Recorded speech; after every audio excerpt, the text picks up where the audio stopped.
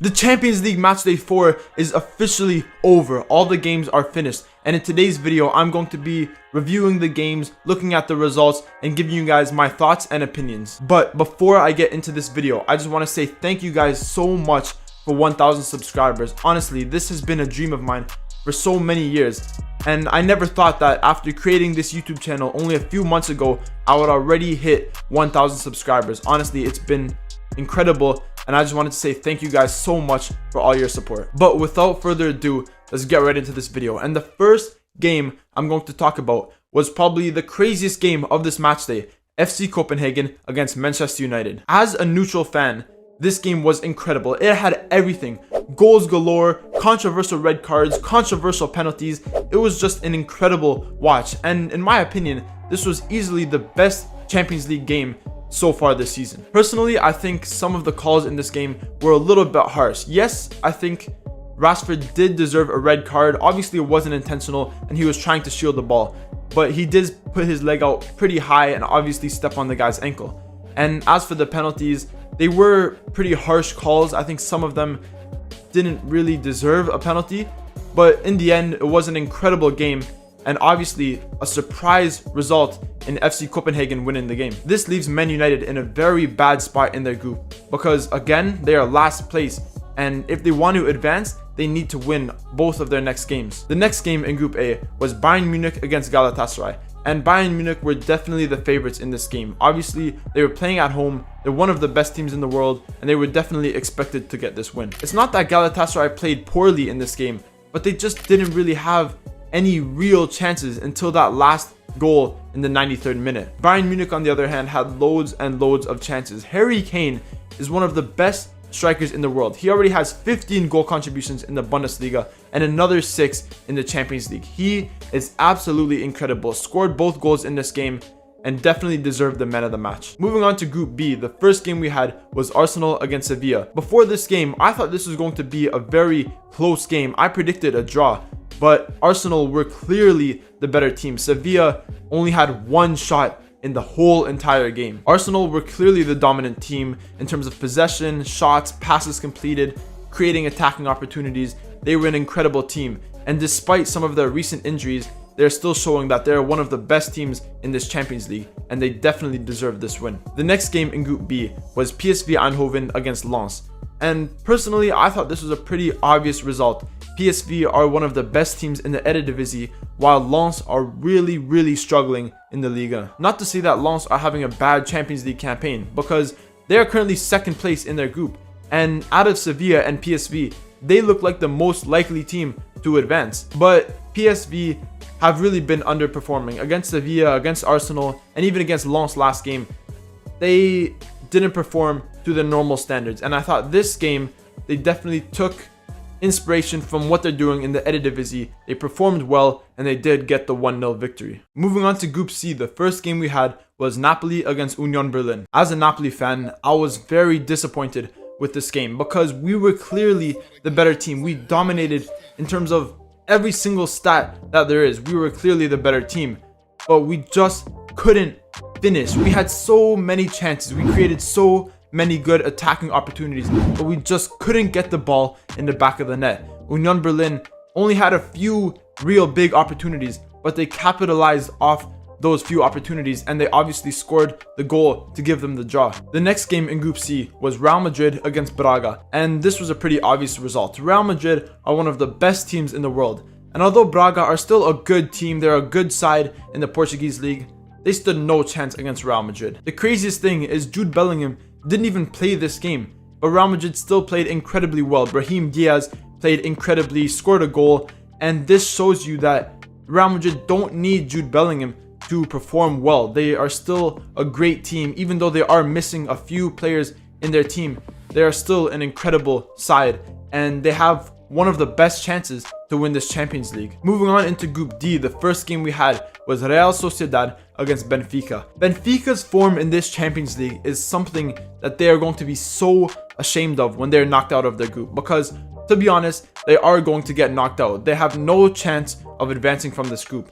And for a team that is doing so well in the Portuguese league to have such a horrible campaign in this Champions League group stages. They still have 0 wins. They're last in their group. They're doing worse than Salzburg, and they now have no chance to advance out of this group. Real Sociedad, on the other hand, are an incredible team, and I think it's time that people stop underestimating them, including myself, because everyone keeps underestimating them, thinking that Benfica or Salzburg might get the best of them, but they are showing why they are such an incredible team, one of the best teams in the La Liga, and also a top team in this Champions League. The other game in Group D was Salzburg against Inter Milan, and I said this before this game, Inter Milan have not looked convincing so far in this Champions League.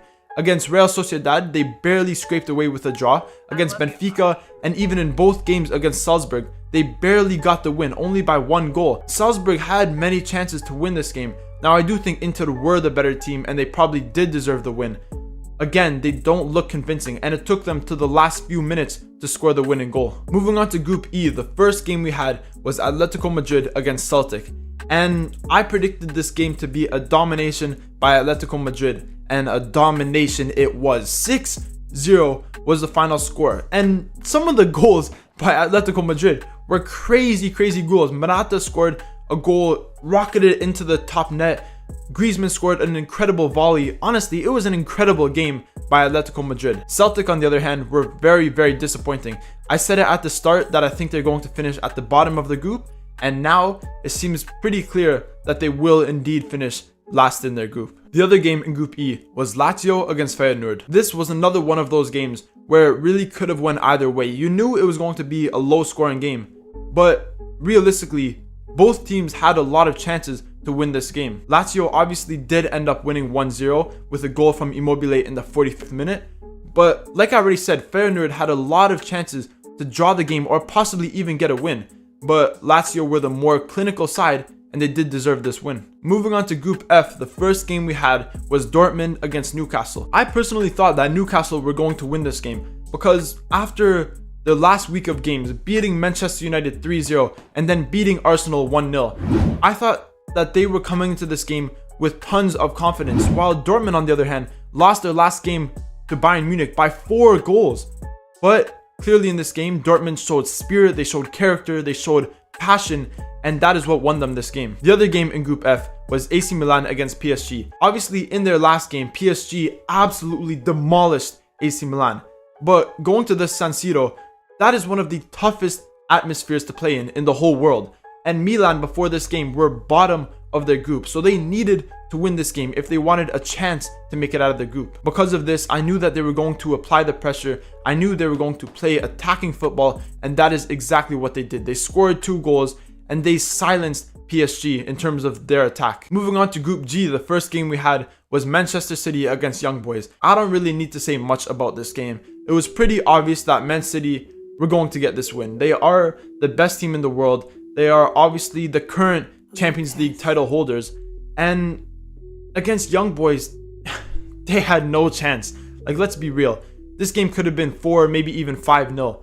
But obviously, Man City comfortably won this game, and they will 100% make it out of this group. The other game in Group G was FK Crvena Zvezda against RB Leipzig. I predicted that this game was going to be a very close game, and a close game it was. Crvena Zvezda had a lot of chances in this game. In terms of possession, it was pretty even, and in terms of shots, they had many shots, and they had chances to draw this game or maybe even win this game. But RB Leipzig were clearly the better team. They created much more opportunities in the attack, goals from Llouis Openda and Xavi Simons. By the way, Xavi Simons, what a player he is. He was incredible in this game, and so far this season, he looks like one of the best youngsters in the world. And finally, the last group in the 4th match day was Group H, and the first game we had was Shakhtar Donetsk against Barcelona. I predicted that Shakhtar were going to upset Barcelona in this game. Obviously, Barcelona are one of the best teams in the world, one of the best teams in the La Liga, and in terms of their history,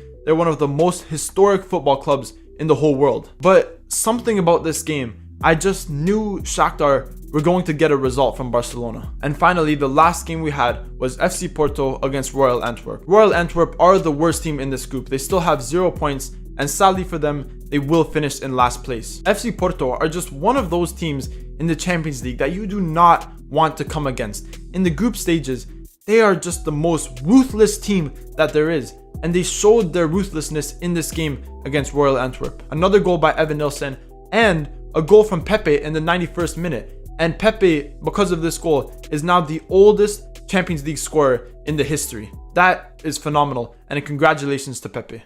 And that is the end of this video where I reviewed all the Champions League results from this week. If you guys want to see more Champions League content, some Europa League content, Premier League content, whatever type of videos you guys want to see, let me know in the comments down below. And obviously, if you did enjoy this video, remember to leave a like, comment, subscribe, all that good stuff. Thank you guys for 1,000 subscribers. I really appreciate it, and stay tuned for more videos.